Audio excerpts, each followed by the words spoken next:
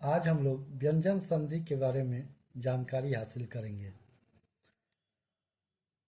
सर्वप्रथम व्यंजन की परिभाषा है व्यंजन के बाद किसी स्वर या व्यंजन के आने पर जो विकार होता है या परिवर्तन होता है उसे व्यंजन संधि कहते हैं। व्यंजन के बाद किसी स्वर अथवा व्यंजन के आने पर जो विकार उत्पन्न होता है उसे व्यंजन संधि कहते हैं। जैसे सत जोड़ जन, यहाँ देखना है कि सत में सौ दंत सौ तो हलंत जोड़ जन है। यहाँ तो हलंत प्लस जौ बराबर जौ जौ संयुक्त सज्जन हुआ। व्यंजन संधि के प्रमुख नियम इस प्रकार हैं। पहला नियम इसका है, यदि किसी भी वर्ग के प्रथम वर्ण के बाद कोई स्वर वर्ण हो या कि उसी वर्ग का तृतीय वर्ण चतुर्थ वर्ण रहे अथवा अंतस्थ व्यंजन के अंतर्गत य र ल व आता है रहे, तो पहला व्यंजन अपने ही वर्ग के तृतीय व्यंजन गौ जौ दो ब में बदल जाता है। कहने का तात्पर्य है कि यदि किसी वर्ग के प्रथम वर्ण के बाद कोई स्वर रहे अथवा उसी वर्ग के का तृतीय वर्ण हो या चतुर्थ वर्ण हो अथवा अंतस्थ व्यंजन रहे य र ल व रहे, तो प्रथम वर्ण का तृतीय वर्ण हो जाता है, पहला का तीसरा हो जाता है। जैसे क का गौ, चौ का जौ, टौ का डौ, तौ का दौ में परिवर्तन हो जाता है। जैसे दो ह्रस्व इकार क हलंत जोड़ अंबर है। यहाँ पहले मैंने कहा कि किसी भी प्रथम वर्ण के बाद कोई स्वर हो अथवा किसी भी उसी वर्ग का तृतीय चतुर्थ वर्ण रहे अथवा य र ल व में से कोई हो, तो यह जो पहला है पहला का तृतीय हो जाता है, क का तीसरा गौ हो जाएगा, तो दिक जोड़ अंबर बराबर दिगंबर हो जाता है। उसी तरह दिक जोड़ अंत दोहरा स्वीकार क हलंत जोड़ अंत है। यहाँ देखना है कि जब भी व्यंजन रहेगा प्रथम पद के अंतिम वर्ण का जो वर्ण होगा वह हलंत वाला होगा। हलंत का तात्पर्य है कि स्वर उससे निष्कासित हो चुका है, स्वर उससे निकल गया है। तो दो ह्रस्व इकार क हलंत जोड़ अंत बराबर दिगंत हो गया। पुनः दिक जोड़ गज है, दो ह्रस्व इकार क हलंत जोड़ गज।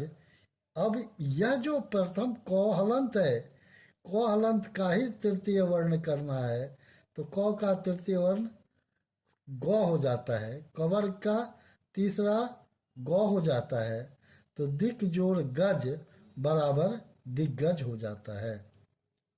उसी प्रकार अच जोड़ अंत, यहाँ चौ का तृतीय जौ हो जाएगा बराबर अजंत, सट जोड़ आनंद बराबर सदानंद, उत जोड़ गम बराबर उद्गम हो जाता है।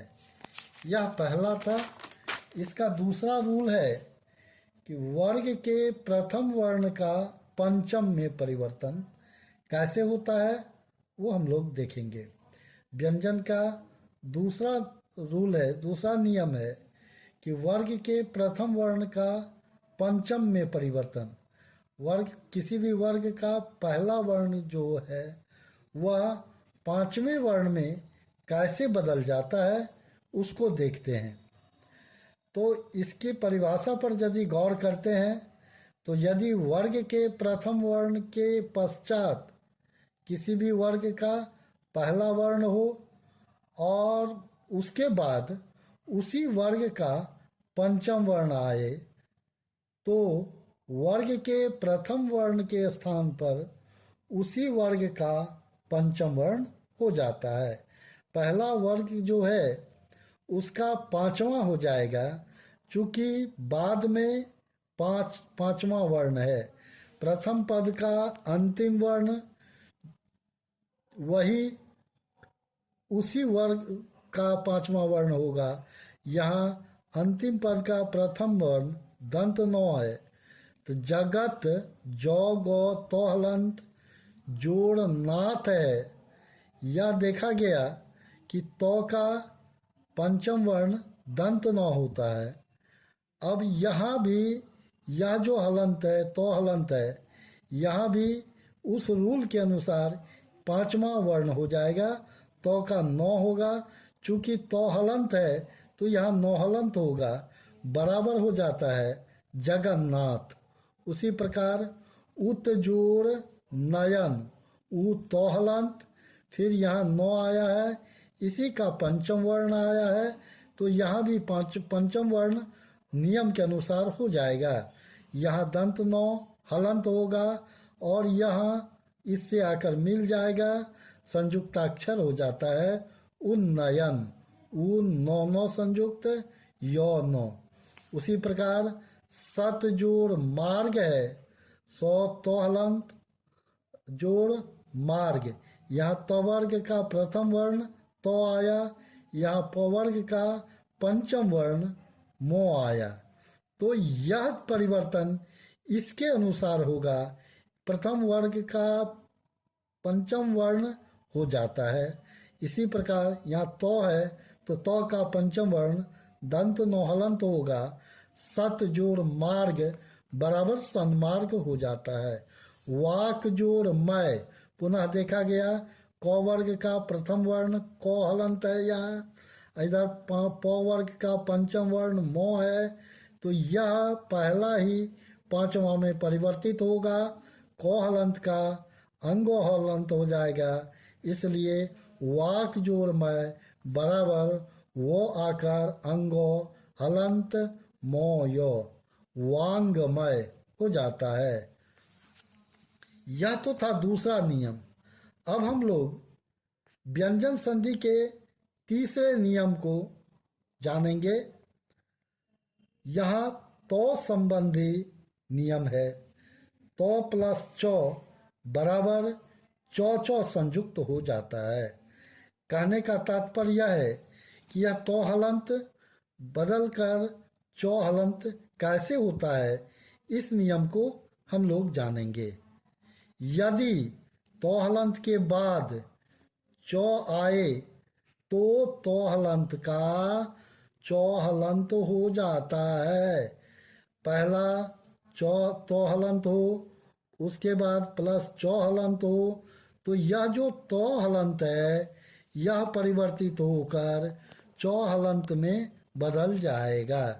जैसे उत उ तो हलंत जोड़ है चरित चौरोह रस्वई का तो बराबर हो गया है।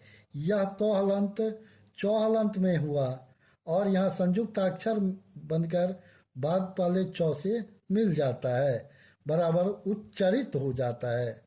उत जोड़ चारण, यहाँ तो हलंत है, तो हलंत नियम के अनुसार तृतीय नियम के अनुसार तो हलंत चौ हलंत में परिवर्तित हुआ। यहाँ आकर बाद वाले चौ से मिलकर संयुक्त अक्षर बना लिया, बराबर हो गया उच्चारण। उसी प्रकार सत जोड़ चरित्र, सत जोड़ चरित्र, यहाँ तो हलंत है, तो हलंत के बाद चौ आया है। नियम के अनुसार इस तो को भी चौ हलंत हो जाना होगा, अतः सत जोड़ चरित्र बराबर सच्चरित्र सौ चौ चौ संयुक्त रौ ह्रस्व इकार